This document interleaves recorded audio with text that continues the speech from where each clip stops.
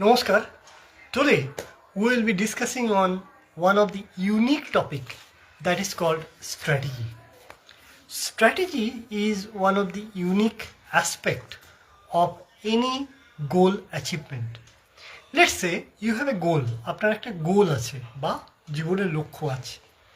Now once the goal is framed, তারপরে কি আপনি কাজ করতে শুরু করেন? না. One is goal is framed, then immediately you don't take action. You take some planning, মানে কখন কোনটা কিভাবে করব, you take planning. But before planning, এই প্ল্যানের আগে there is a high level approach that is called strategy. Strategy means what exactly need to be done when the next step will approach.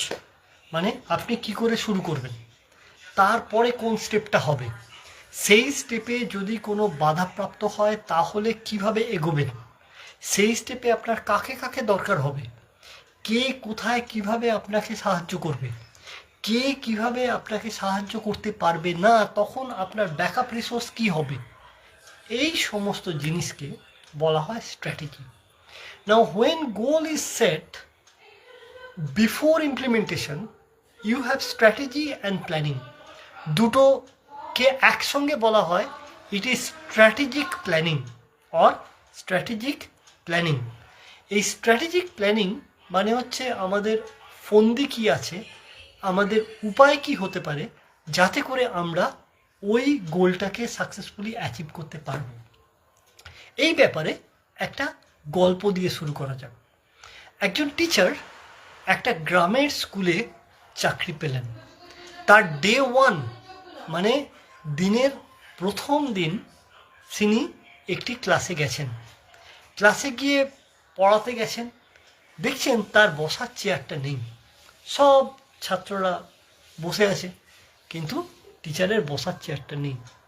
তিনি দেখলেন বসার চেয়ারটা তার মাথার ওপরে যে সিলিং ফ্যানটা আছে সেখানে ছাত্ররা ঝুলিয়ে রেখেছে। স্বাভাবিকভাবেই তার রাগ হওয়ার কথা, কিন্তু টিচার কি করলেন, রাগলেন না। টিচার একটু মুচকি হাসলেন। হেসে উনি চক এবং দিয়ে ওনার যে বোর্ড ছিল সেই বোর্ডে বললেন, let's go for N exam, একটা পরীক্ষা নেওয়া যাক তোমাদের। সেই পরীক্ষায় উনি 1 নম্বর প্রশ্নটা লিখলেন যে